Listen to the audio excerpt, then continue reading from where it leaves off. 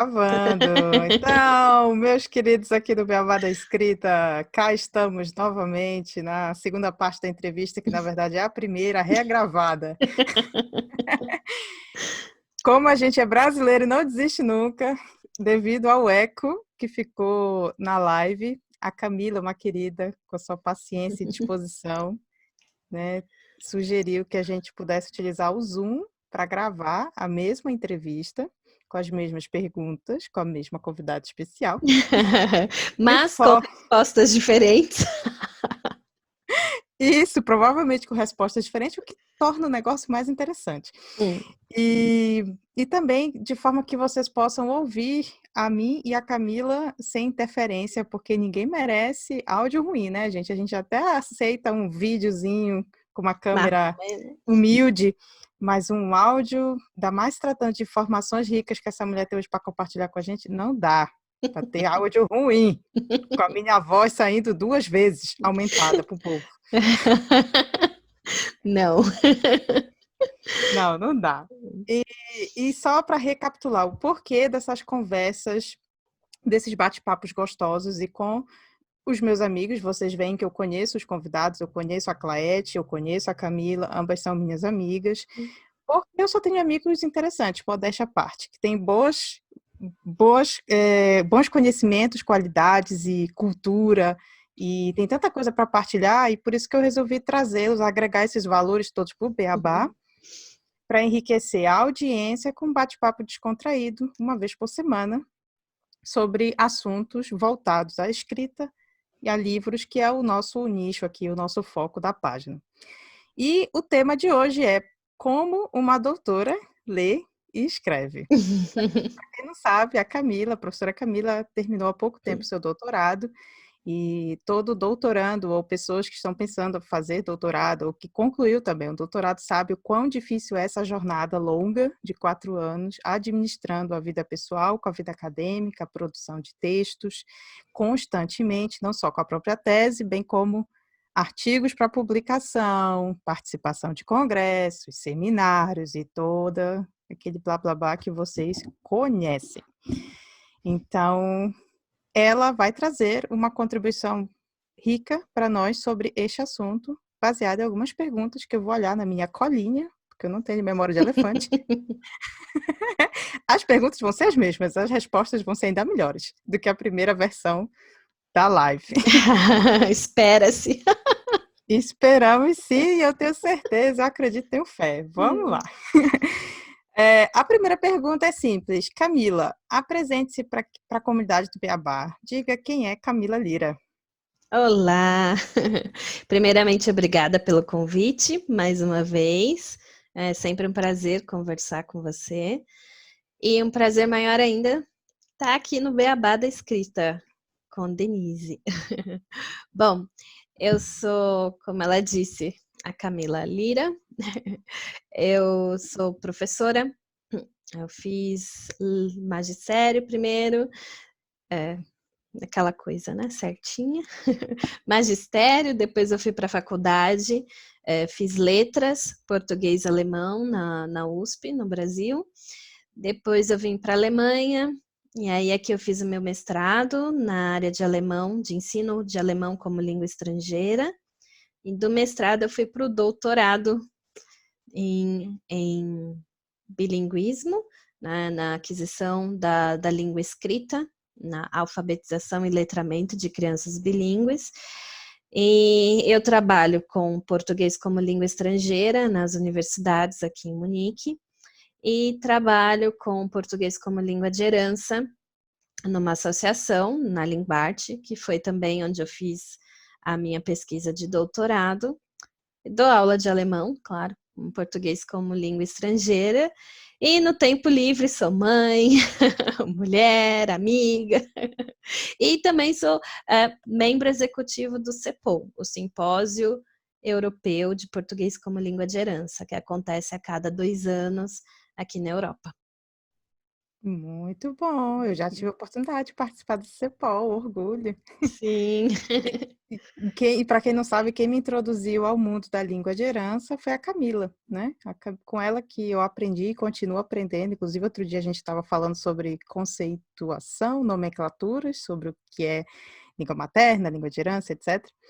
Então, eu estou sempre aprendendo com a professora Camila, porque a vida é isso, né? Aprender todos os dias. Mesmo o professor está sempre estudando, nunca esqueçam. Sim, o professor está Então, sempre estudando. exatamente. E agora, já aproveitando, o mestrado tu fizeste também na Alemanha, Camila? Sim, sim, o mestrado eu fiz aqui em Munique, na Ludwig Maximilian, na universidade daqui, na área de alemão, assim, ensino de alemão como língua estrangeira. Olha, então a jornada na língua alemã dessa mulher é enorme, né? É linda. É, A, é linda! Você a conhece? Denise nem concluiu o curso de língua alemã como língua estrangeira, mas tudo bem. É linda como havia uma pedra no meio do caminho, no meio do caminho tinha uma pedra. É linda. Não, mas é verdade, gente. Não importa quantos anos a gente Não, estude uma língua estrangeira, principalmente o alemão, que a gente sim, sabe que tem muitos calos, tem que estar sempre estudando, sempre revisitando, porque para chegar assim à irmandade de uma língua materna, tem muita lenha, né, Camila? sim, sim. Tem E um se é que é bom caminho. possível, também são poucas as pessoas que a gente vê chegar nesse páreo do alemão, praticamente quase uma língua materna. Uhum. Acho que só aqueles que, sei lá, convive 30 anos com a língua, não sei, falando assim, a grosso modo. Não sei, acho que depende um pouco também do que a pessoa, de quanto a pessoa usa no seu dia a dia, por que que ela veio para cá, qual é o convívio, qual é a forma de aprendizado, se usa todo dia no trabalho, né? Se realmente tem talento também para aprender uma língua, É, e também pensar e refletir um pouquinho o que é ser fluente, né? Ser fluente é ter um boa. diploma de nível mega avançado, ou é você se comunicar, se ser entendido e se fazer e entender o que o outro também está falando para você no seu dia a dia. É verdade, isso por acaso é um tema bem bom que dá pra gente esticar até, quem sabe, numa outra live, uma live Sim. via Zoom, porque a gente já viu que via Instagram deu eco. Hum. Mas isso é muito legal falar, porque isso é uma coisa que, com certeza, todo imigrante ouve, né? Quando quem está lá do outro lado do oceano, no Brasil, pergunta: você sabe falar alemão? Você vive na Alemanha? Você é fluente na língua? E quando é uma pessoa como eu, que não fez um curso estruturado, desde o A1 até o último nível, sempre fui aprendendo às pancadas, ou sozinha, ou começando e não finalizando cursos, é muito difícil responder essa pergunta, porque ao mesmo tempo que eu me considero fluente, porque eu me faço entender e entendo o que me dizem, eu fico me questionando até que ponto eu sou fluente com esses erros todos que eu convivo. Mas pronto, isso é um papo para esticar depois. Vamos lá ao roteiro. É o roteiro. Ao Porque, roteiro. E olha que a sim. gente nem começou a beber, gente. Ainda tô na camomila. Ah, Eu ia, vamos. eu ia brincar na outra live, né? Mas eu não falei, porque eu tava nervosa. E a minha filha, esses dias, virou para mim, eu dei um chá de camomila para ela, e aí ela brincando com o chá, ela falou: Mamãe, eu vou tomar um chá de Camila. E até hoje ficou chá de Camila, não é mais camomila, é Camila. Olha a coincidência. Então hoje eu tô tomando chá de Camila também. Que maravilha. Ah, adoro a Gigi com a sua criatividade. É.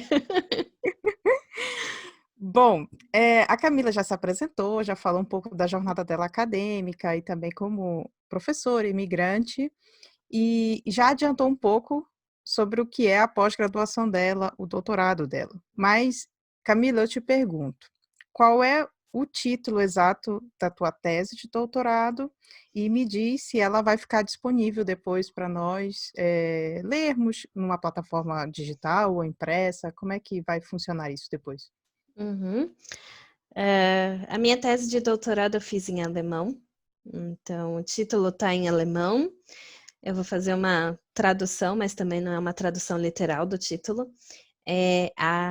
Chama Aquisição Ortográfica ou a Aquisição da Linguagem Escrita do Português como Língua de Herança, fenômenos de contato linguístico da língua portuguesa com o alemão nos textos de teuto-brasileirinhos que vivem aqui em Munique.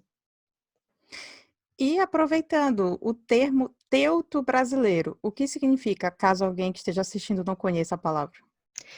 Teuto brasileiro é aquela pessoa que tem ou dupla cidadania ou que tem na família, que na maioria já tem a dupla cidadania também, mas que da maioria das vezes tem um pai alemão, uma mãe brasileira, uma mãe alemã, um pai brasileiro, então faz parte dessas duas culturas, né? Teuto de alemão, de germânico, e o brasileiro da nossa cultura. Ah, muito bem. Eu não tinha perguntado isso e agora que eu me toquei que quem está assistindo pode, de repente, não saber o que é, né? Pode, sim. Você perguntou se estaria Disponível depois para nós lermos, exato. Sim, estará disponível. Vai ser provavelmente online, ainda não está muito claro, né? A gente, quando termina a tese, passa pelo processo de correção, né? E o processo de discussão com quem vai publicar, onde vai publicar, como, e eu estou nessa fase. Então, logo, logo darei notícias, mas ela vai ficar aberta ao público. Ah, ótimo. Quando tiver, dá um toque aí que o Beabá divulga também e a gente Eba. coloca o pessoal relembrar não só a nossa conversa, que é maravilhosa, modéstia à parte, né? Essa pessoa é muito convencida, né, aqui nesse Beabá. Como também vai conhecer o trabalho da professora Camila Lira. Uhum. Vamos ver aqui a minha cola de novo. Curiosidades, né? Com uma pessoa que acabou de terminar o doutorado. Como Camila Lira organiza a sua escrita? É do time do caderninho? Usa alguma aplicação no computador, celular? Mistura, alterna? Sou do caderninho. Eu vou mostrar meu caderninho de novo, porque ele é tão Mostre. Adoro. Mas enfim, meu caderno está sempre cheio de anotações.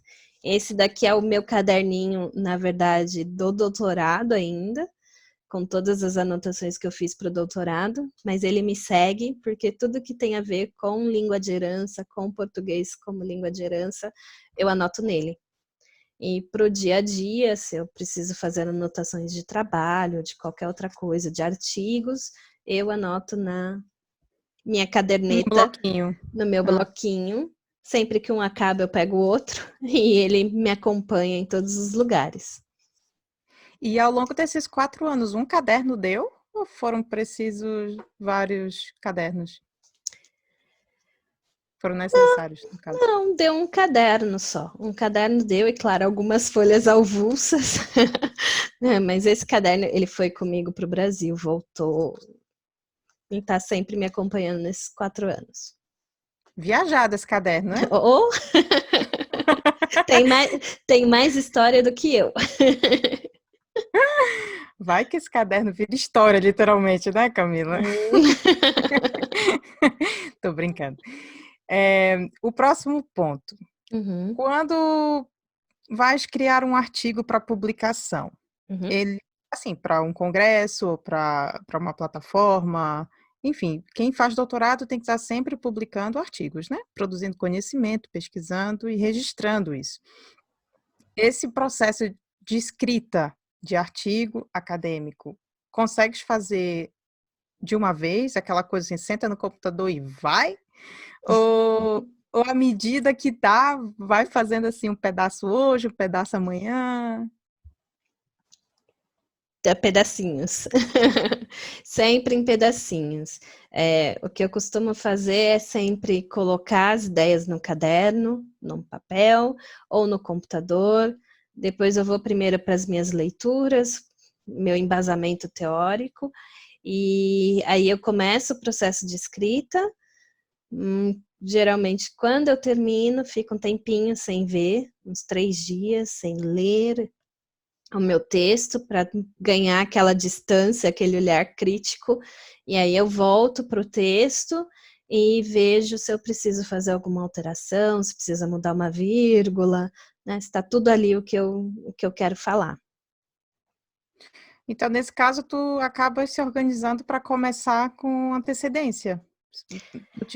Ou não sempre? Quando dá. Quando dá, quando Quando dá. dá. Quando dá. Não, na verdade, assim, eu procuro começar sempre. Claro que a gente tem a nossa vida, né? Não querendo me justificar, mas claro que tem a nossa vida que é meio corrida.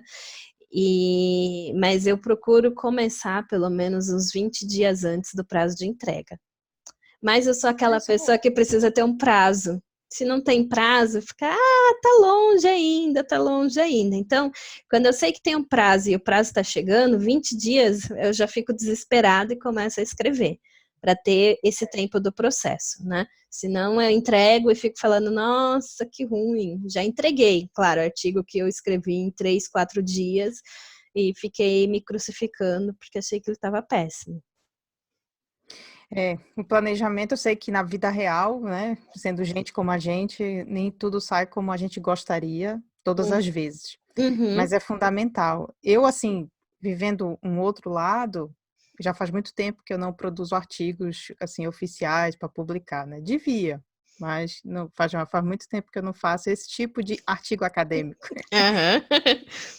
Um dia eu volto, um dia eu volto. Tem que só me reciclar em algumas coisas. Mas já estive do outro lado, em que sentido? Para correção, né? Para correção de trabalhos. E mesmo, assim, com pessoas queridas que me pedem ajuda, Denise, pode dar uma olhada aqui no texto, se tá direitinho, com as vírgulas, com tudo.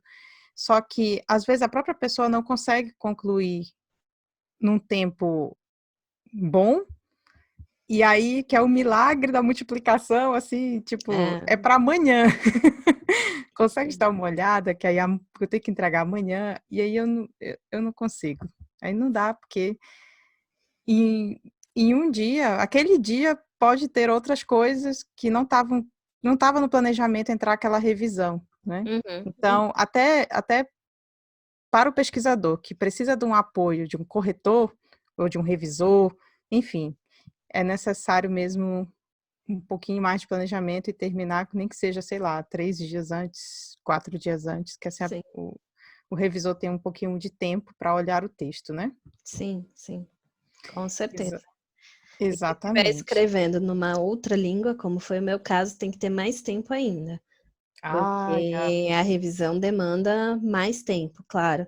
Por mais fluente que você seja, você não tem, às vezes, o traquejo, a estrutura científica, falta uma palavra, ou a palavra não está certa naquele contexto, então precisa de mais tempo para se fazer uma revisão. É verdade. E nesse caso, quem fez a tua revisão? Foi a tua orientadora ou foi uma outra pessoa qualquer? Não, foram 2 amigas. Eu pedi para 2 amigas fazerem a revisão. Então, uma fez primeiro e a outra olhou. A revisão da revisão foi isso. Ah, legal. Então foram 2 olhares. Foram 2 3 com olhares. teu, óbvio, né? É. Como produtora do texto. Uhum, Isso é bom. Ter sempre mais de um olhar é bom, uhum, porque a nossa mente cansa, né? Quando a gente olha muitas vezes para o mesmo texto. É é, normal. uhum. O próximo ponto.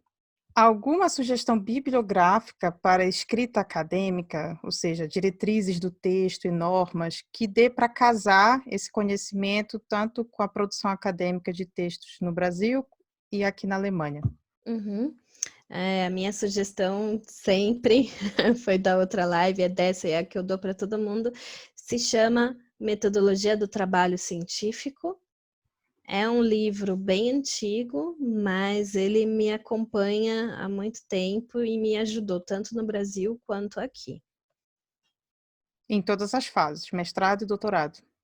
Bacharelado, mestrado, doutorado, em todas as fases. porque, na verdade, ele fala de todas as questões de como estruturar um texto em si, né?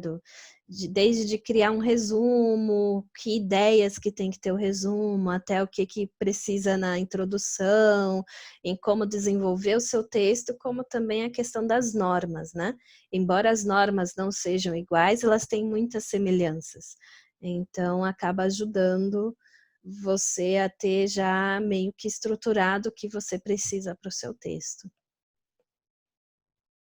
E já agora, o que que tu pode dizer com a tua experiência, o que que há de semelhante ou o que há de muito diferente entre a formatação do texto acadêmico Brasil e Alemanha? Então, no Brasil se usa a ABNT, né, como regra geral de formatação. Aqui eles usam ou a norma de Chicago ou a norma da APA, que é a Associação de Psicologia, se eu não me engano, americana, e não tem muita diferença, assim, tem mais semelhanças do que diferença, sempre Times 12 ou Arial 12, espaçamento 1,5. O alinhamento também é igual, né? As Das margens margens? das margens, mas a referência bibliográfica, como se faz a referência bibliográfica e a citação é diferente. Isso foi uma coisa que eu não falei antes, citação é diferente. Então, você tem que tomar cuidado para usar direitinho em cada artigo que você faz, em cada língua que você faz, a formatação correta, né? Das referências, por exemplo, a ABNT coloca as páginas e o ano no final da referência bibliográfica. E aqui é o contrário, o ano vai no começo, vem o nome do autor e o ano entre parênteses, e a página vai para o final. Assim, tem que pensar nisso também na hora de criar o texto. E a nota de rodapé? Porque eu li em algum lugar que estavam querendo tirar, mas eu acho que era só da publicação literária, da nota de rodapé ao longo do livro. Sabe quando, Uhum. por exemplo, o autor cita, e aí vinha um númerozinho, e lá embaixo na nota de rodapé do que se refere. Uhum. Se eu não me engano, houve uma mudança que agora as notas de rodapé devem vir todas no fim. Ah, não. Agora eu fiquei aqui a pensar se isso é só contexto literário, a Uhum. pensar, né? Olha aí. Bonito. Ou se também se encaixa para o mundo acadêmico, mas é uma coisa a pesquisar. É uma boa pergunta, não É. sei. Que eu geralmente, assim, eu acho que isso é uma coisa também da objetividade alemã. Se tem nota de rodapé, é para colocar uma coisa muito pequena, não é para esclarecer um textão, né? Uhum. Para esclarecer alguma coisa. Se você tem que esclarecer, então você tem que colocar dentro do texto.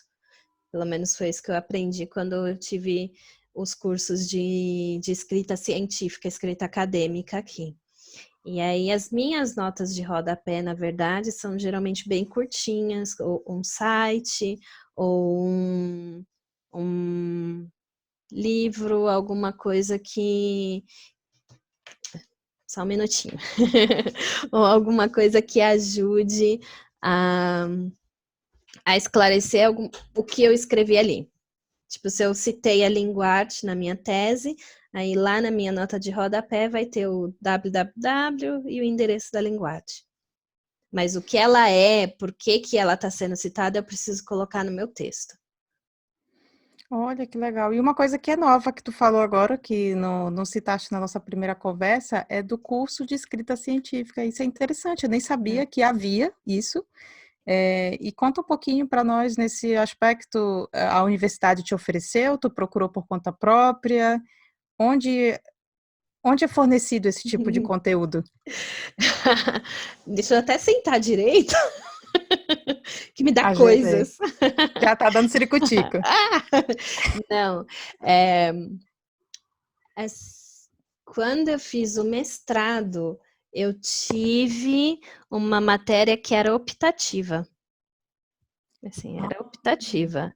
Eu não era obrigada a fazer, eu sempre recebia dos professores como deveria ser o trabalho entregue para eles, mas tinha esse curso de escrita científica. E aí eu fiz 2 semestres, né, era o curso 1 e 2, e nós tínhamos que ler textos realmente de como se faz e treinar. Acabar escrevendo coisinhas pequenas, mas entregar para eles. E no último curso a gente podia escolher uma matéria para fazer um artigo, um trabalho final, e levar para eles lerem e verem como é que tinha ficado, se a gente tinha sido aprovado ou não no curso. Ah, então fazia parte da grade curricular optativa. Sim, E, optativa. e, e sabes dizer hoje em dia se por acaso essa disciplina é aberta a um público que tem a intenção de entrar na universidade, quer já se preparar, ou até já Não, está e não tem na grade curricular? não. É assim, é aberto para quem está na universidade, você pode Sim. ir. Eles também oferecem bastante coaching. Assim, você pode marcar, tem alguém te esperando lá para conversar sobre o seu texto, para te ajudar no seu passo a passo que você tem que fazer com o texto, mas é só para quem está realmente dentro da universidade já. Engraçado, isso me faz lembrar, pelo menos em Belém é chamado assim, eu não sei como é em São Paulo, né? Que vocês sabem, sou de Belém, Camila é de São Paulo. Então, o Brasil é um, mas tem muita diferença de um estado para o outro, né? Do Sim. caso Pará, né? Não Belém.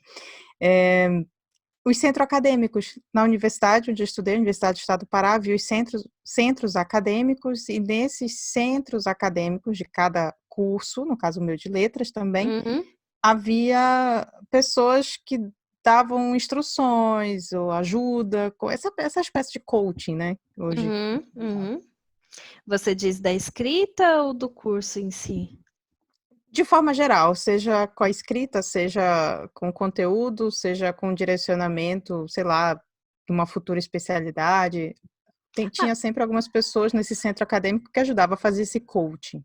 sim, em São Paulo tinha também, mas eu confesso que assim, eu nunca usei muito, porque minha vida sempre foi corrida, então nunca chegava nos horários e eles estavam só abertos na hora que não tinha aula, né? Yeah. E aqui também tem um encontro, o pessoal se encontra, tem o dia que eles conversam, tem uns que dão orientação, tem a tutoria, mas também é uma coisa em horários que é difícil para quem tem que Trabalho e trabalhar, estuda. exatamente, não consegue participar de todos esses encontros. É. Essa realidade eu conheci também. Também tive que trabalhar e É, estudar. é. E o próximo ponto, né? A gente já respondeu, que foi colocar as semelhanças e diferenças entre a escrita acadêmica Brasil-Alemanha. E a próxima é: quais são as tuas estratégias para escrever em alemão? A criação inicial é em português e depois tentas traduzir, ou tu já consegues produzir na própria língua alemã o conteúdo da tese, do artigo, do que quer que seja? Uhum. Eu sempre faço em alemão, porque eu sou, assim, confesso, sou péssima com tradução. Não gosto de traduzir, porque eu acho que a tradução sempre sai alguma coisa faltando. Então, assim, se eu vou escrever numa outra língua, eu tenho que começar a pensar nessa língua dentro do meu processo. E por isso, quando eu faço algo pro alemão, eu começo a pensar em alemão, eu faço as minhas anotações em alemão. Claro que se me falta uma palavra naquele momento, ou se eu lembro alguma coisa que só vem em português, eu coloco lá no cantinho, mas depois eu vou pesquisar como exatamente eu posso dizer isso em alemão e já vou jogando tudo no texto. Mas eu nunca, assim, vez ou outra, como os meus textos eram mais em inglês ou em português, eu pegava os trechos, colocava no papel ou colocava no Word, no computador, e depois eu ia lá, olhava e via o que eu tentava fazer melhor em alemão, né? É, é, é bem bom pensar assim e saber que tu fazes dessa forma, porque pelo menos depois de viver a língua e estar Uhum. aqui de fato em contato com ela diariamente, nós percebemos como o alemão é bem diferente do português na maneira de construir a argumentação. É, é, é. É, Esse- é famoso por ter palavras enormes, mas por outro lado, a língua alemã consegue ser muito mais pragmática e objetiva que o português, não? Isso, isso. Então, assim, se eu for escrever em português, eu vou rodear, vou florear, vou colocar orações subordinadas, orações coordenadas, tudo para dar o meu pensamento. E vai ficar bonitinho e argumentado. No alemão, eu tenho que ser papum, e se eu tenho uma oração subordinada, tem que ser só uma principal e uma subordinada, não pode ser mais nada, assim, além daquilo, né? Tem que ser realmente objetivo. E se eu vou traduzir, imagina, tenho 3 orações subordinadas no português, para traduzir para o alemão, como é que eu faço isso? Não tem. É melhor já pensar na língua e se habituar ao estilo da língua, né? É melhor. Uhum.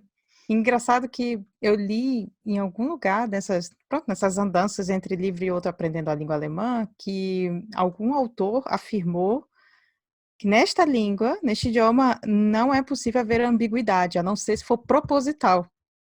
Porque aquelas coisas que acontecem no português que saem ambíguas ou que acabam virando piada e que a gente não se apercebe que ficaram ambíguas, é mais raro ou nunca acontece no alemão. Então, não é a minha afirmação, isso foi algo que eu li. E aí, assim, como tu és também professora de alemão, eu te pergunto, faz sentido isso que esse autor, que eu não sei que é agora o nome, disse ou não? Faz sentido. Realmente, com o alemão, você corre menos o risco de ser ambíguo, né? Por isso que tem até a fama de que o alemão é muito direto e muito frio, porque é tudo sempre muito objetivo. E não tem essas nuances, a gente não consegue fazer. Mas claro que quanto mais você aprende, quanto mais você lida com o alemão, você começa a perceber que tem, sim, que dá para fazer, sim, essas ambiguidades.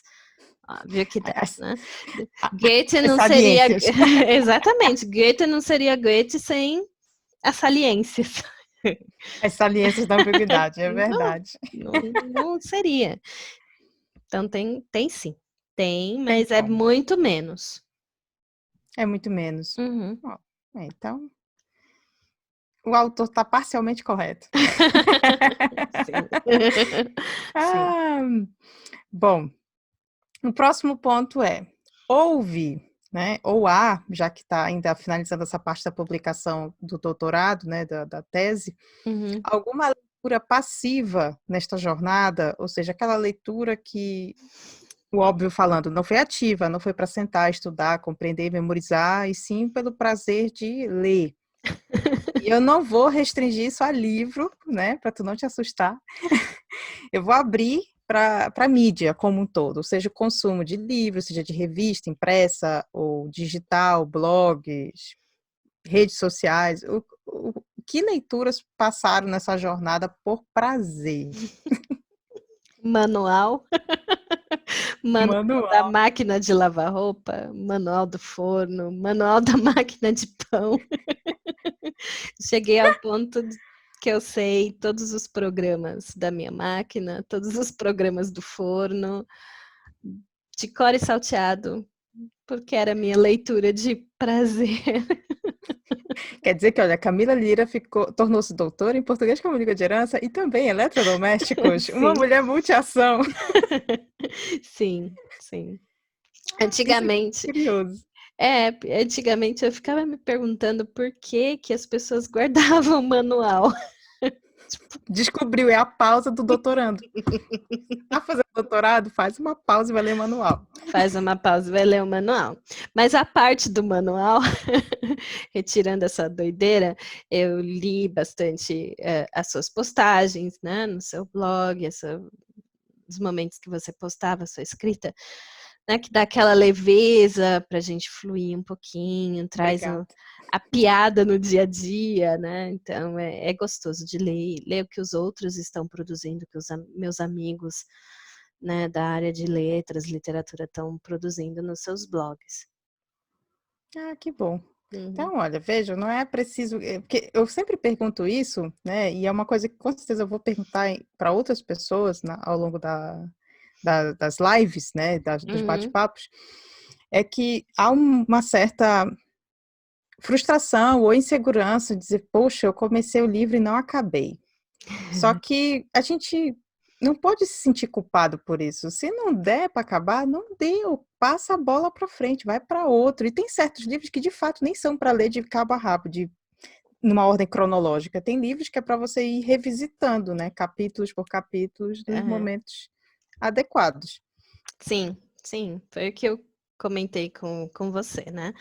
O último livro que eu peguei para ler, assim, de sentar, vou ler esse livro. Achei que era maravilhoso e hoje eu esqueci até o nome do título do livro, porque eu larguei, não era nem na metade, nas primeiras 10 páginas. Tipo, Acontece. lembrei o nome, é O Deus que Há em Nós. É isso. Ah. É literatura ficcional ou não ficcional? Era um ensaio que tinha trechos de leitura, releituras assim sobre religião e a sociedade e uma discussão sobre aquele tema. Só que eu li o título e falei, nossa, deve ser alguma coisa assim ligada à espiritualidade, né? Uma coisa assim, vamos nos reencontrar, nosso Sim. eu interior. E aí eu comecei a ler, o primeiro texto foi ok, falei, interessante, beleza. O segundo começou a misturar filosofia com religião, com antropologia, eu falei, não é a minha praia, ó. Então o título foi clickbait. Foi. A Camila foi pelo título, mas depois o conteúdo não era o que ela esperava. Não, frustrei. Quem nunca, né, minha gente? Quem nunca? Oh! Bem isso, quem nunca? Todo mundo já passou por essa experiência. Uhum, sim. E um ponto que eu tenho certeza que a Camila vai gostar de responder. Nesta jornada bilíngue, tanto como professora, como mãe, o que você pode nos dizer sobre a importância da leitura na alfabetização de uma criança rodeada de 2 ou mais línguas? Uhum. Ler, ler, ler e ler. Ler sempre, em todo momento. Não importa se seja a placa do restaurante, não se importa se seja a placa do ônibus, não importa que seja um livro, não importa em qual língua, o importante é ler, mostrar que você está lendo e que a leitura é prazerosa. Aí, claro, se você está lendo, se você está fazendo uma lista de compras, lê com a criança a lista de compras. Ler desde a barriga.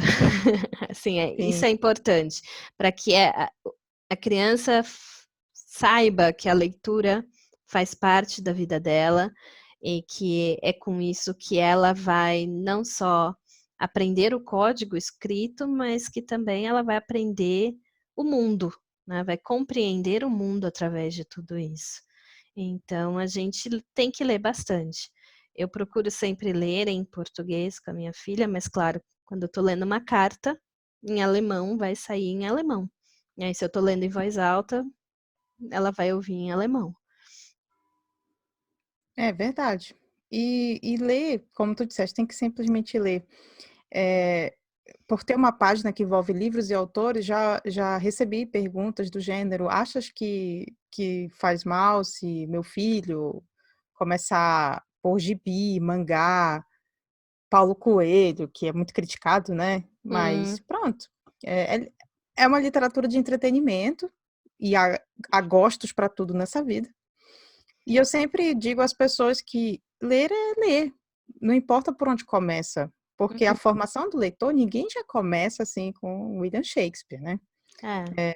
É uma linguagem muito difícil, às vezes pode até ser traumatizante, como já vi nas leituras obrigatórias, obrigar às vezes um adolescente de 12, 13 anos a ler Machado de Assis, que eu acho Coitado. maravilhoso, mas nem todo mundo é a Denise, então Nem todo mundo é a Denise com 12 anos. não, não. Opa, obrigada. Mas é difícil, eu sempre digo, Uhum, a gente tem que ter sempre. É importante ter a leitura obrigatória num país como o Brasil. Eu penso que ainda assim é importante, porque, bem ou mal, as escolas, tanto a pública quanto a privada, e vamos falar aqui da pública, né? Ela, de alguma forma, o professor tenta fornecer essa leitura que já está no domínio público, porque ela é acessível a todos, gratuitamente. uhum, Diferente de autores mais contemporâneos, que o aluno tem que comprar o livro, uhum. etc. Mas toda leitura é válida. Com o tempo, o próprio leitor, sem que o outro o comande, entre aspas, o próprio leitor vai fazendo suas escolhas e vai decidindo o que Sim, prefere ler. sim. E veja, a gente aprende por exemplo, né? Então, se eu sou um pai ou uma mãe, e eu tô sempre lendo, não importa que seja a bula do remédio, eu vou estar mostrando para ele a importância da leitura, né? E de se interpretar alguma coisa. Se eu vou ler a bula e vejo que o remédio tem reações, né, Adversas, né? adversas, então eu já estou interpretando que eu posso tomar aquele remédio, mas que pode acontecer alguma coisa de errado. Políticas à parte, não vamos entrar neste momento, mas, enfim, a leitura, ela é importante em qualquer momento, né? Não precisa realmente do Machado de Assis na vida da criança ou do adolescente. Obviamente que se você está formando esta criança, se ela está indo para a escola, claro que ela vai ter contato com essa cultura mais formal, mas a cultura informal está aí também para nos ensinar alguma coisa, e a mais importante delas é a interpretação de texto e a leitura de mundo, compreensão de mundo, que ela nos proporciona.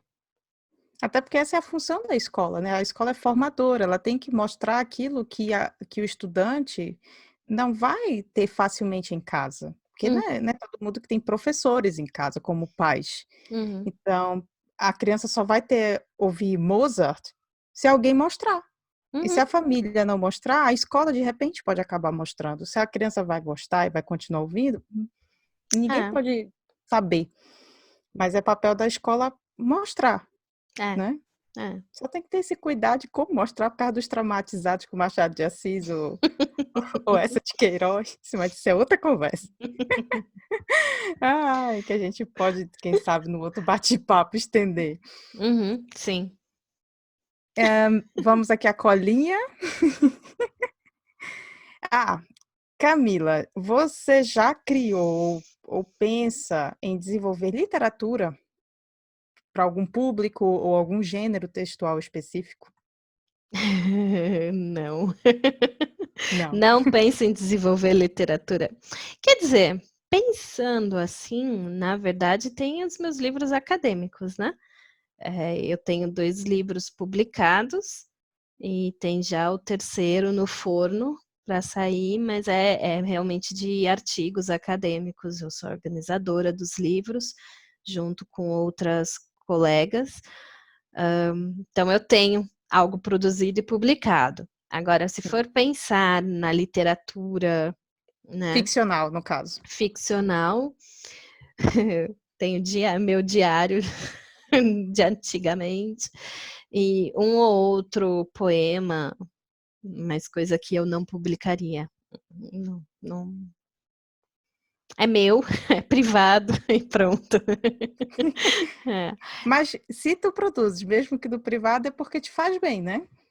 Sim, sim, é para relaxar, né? Para colocar tudo que está na cabeça, o que de sensações e sentimentos, deixar fluir naquele papel. Isso foi uma coisa que eu aprendi também, assim, já fazia com o diário, claro, aconteceu isso, aconteceu aquilo, para refletir ou nos poemas, Sim. mas depois de me estruturar, vir para cá e começar a estudar aqui, ter que ter uma estrutura melhor, eu comecei a colocar tudo no papel que eu precisava fazer. Assim, eu começo a minha semana com a minha listinha do que eu tenho que fazer naquela semana. Coloco Sim. tudo ali. E isso também é um processo de escrita, né? Porque é um processo de Sim, produção da minha semana, do meu dia a dia. exatamente. É como o Jordan Peterson, até partilhei outro dia no Stories lá da página do Beabá, o professor Jordan Peterson disse que na universidade, por que ninguém diz na universidade para os estudantes porque eles devem escrever artigos, devem produzir textos. E a maioria dos estudantes pensava, é para ter uma nota. E aí ele responde, não, é para vocês aprenderem a pensar. Porque quando a gente escreve, a gente organiza o pensamento, a gente exercita as nossas ideias e põe elas para fora. Porque aquele turbilhão de vozes aqui da gente pensando A gente entende porque é o nosso pensamento. Da feita que põe para o mundo, será que os outros vão nos ouvir ou ler com a organização devida? E a escrita ajuda nessa aprendizagem, né? Uhum. Sim, Do pensar. sim, exatamente. E, por último, que esse aqui tá rendendo até mais que a live, acho que é porque a gente sabe que não tem ninguém olhando pra gente ao vivo, né? É. Aliás, já até passou de 1 hora que já nem me perdi. Não faz mal. Se não der tudo no GTV, a gente põe só no YouTube, um pedaço no GTV e fica aí Tem, pro mundo ouvir a gente de alguma forma. tem problema, somos chique. É, Nascemos chique. nós somos chique. E para fechar com chave de ouro, eu queria que tu deixasse uma palavra de consolo, de amiga, para todos aqueles que pretendem fazer o doutorado, ou que estão entrando no doutorado, ou que estão no doutorado, né? E vivenciando essa jornada longa de escrita, leitura e aprendizagem. Querido amigo doutorando, querida amiga doutoranda, mestranda, não desistam. É difícil, o processo de escrita é difícil, sempre tenha um caderno, um papel em mãos que você possa escrever as suas ideias, porque elas surgem nos momentos mais inadequados. Tipo, no meu caso, uma vez eu estava numa roda de capoeira, num evento de capoeira, tive que levantar e sair correndo para escrever no meu caderninho, o que veio na minha cabeça, assim, foi um insight. Então, eu digo sempre, tenham esse caderno, coloquem lá todas as suas estruturas.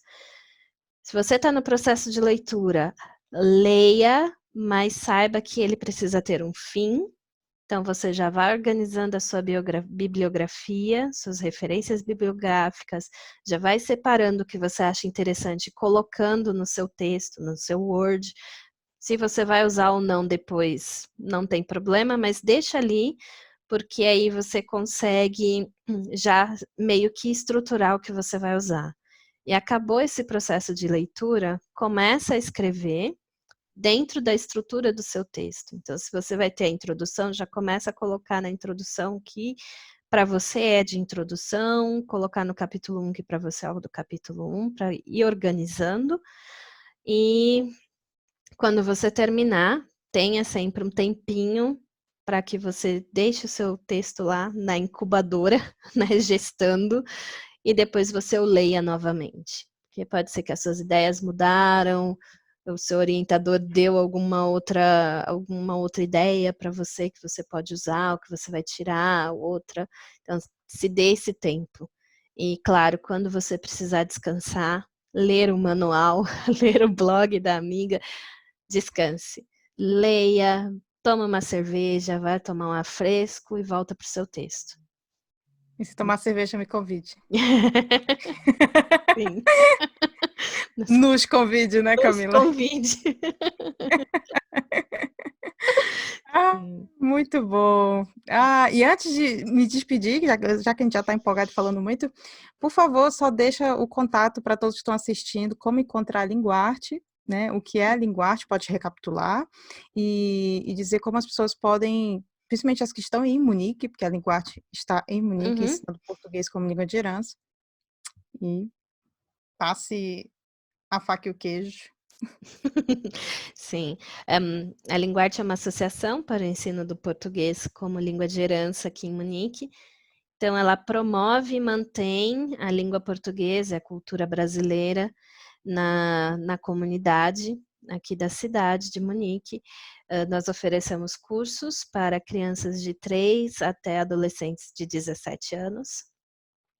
Todo mundo pode nos encontrar nas nossas redes sociais, né, no Instagram, no Facebook, no nosso site, linguarte.de.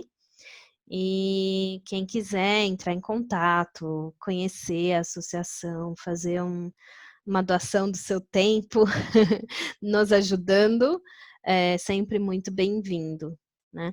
O nosso endereço é um endereço fantasia, é um endereço social. Nós não damos aula neste local, nem temos um escritório, é só realmente para que a associação exista. As nossas aulas são sempre em 2 locais diferentes na cidade de Munique, aos sábados, sempre e a cada 2 semanas. Eu tive o prazer de ser professora da Linguarte, por bastante tempo, 2 anos, eu penso, 2 anos ou Foi uns mais. 2 anos, isso. 2 anos, eu entrei quando a Camila entrou de licença maternidade, ela me convidou para assumir a turma dela, que eu assumi com muito carinho, e tenho saudade. E eu só saí, né, porque eu acabei começando a trabalhar em tempo integral durante a semana, e foi difícil conciliar esse trabalho com mais as aulas ao sábado, porque vocês sabem que professor não trabalha só na sala de aula, também trabalha em casa, e ficou apenas muito. E quando a gente é mãe, também tem casa, etc., a gente é obrigado a fazer escolhas. Não foi a melhor escolha, porque eu já estou com saudade, mas. Ai, Você sempre tem um lugar cativo, sabe sim. disso.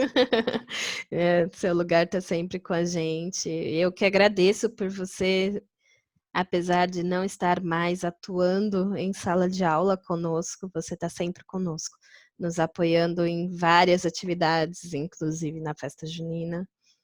Ela dançou carimbó com o marido numa Pois festa. é. Imagine uma paraense e um português da Ilha da Madeira dançando carimbó, minha gente. Só a Linguarte oferece isso.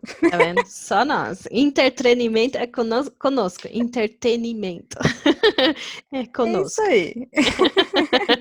Foi muito legal e acaba sendo um pedaço do Brasil em plena Munique, né? Uhum. Então traz esse calor, traz a comida que a gente faz, as comidas típicas, a gente fala um pouco da história, da cultura, tem capoeira, tem música ao vivo, e fora as aulas contínuas aos sábados, seguindo o calendário semelhante ao calendário da escola da Baviera, Da aqui, né? Baviera. Uhum. Exatamente. Exatamente. E, então, Camila, muito obrigada por mais essa disponibilidade de acabar uma live, entrar no Zoom, tadinha. Não, eu que agradeço pelo convite e também faço convite para todos conhecerem. Quem não conhece, né? Conhecer o Beabá da Escrita, conhecer o seu trabalho, que é um trabalho muito bom, de ótima qualidade e que vale a pena todo mundo conhecer. Então, É o beabadescrita.com, tem o Instagram, tem o Facebook, tem YouTube, Disque. ó, essa Denise tá chique, gente. Multiação, igual a Camila. Aprendi com ela. Sim. Espero que tenham gostado dessa parte 2, que é até um melhoramento da primeira parte, que a gente está mais solta aqui, descontraída e falou até mais. Um bom fim de noite para todos, ou um fim de tarde para quem está no Brasil e em qualquer outro lugar do mundo que esteja nos assistindo. Ó, só a louca chique, né? Quem sabe? Quem sabe? Obrigada, Mila, pela tua disponibilidade e tua E contribuição. eu que agradeço, nega. Obrigada também. Um beijo para você, um beijo na família e espero nós nos vemos em breve por uma cerveja. Preferência, de preferência. Sim.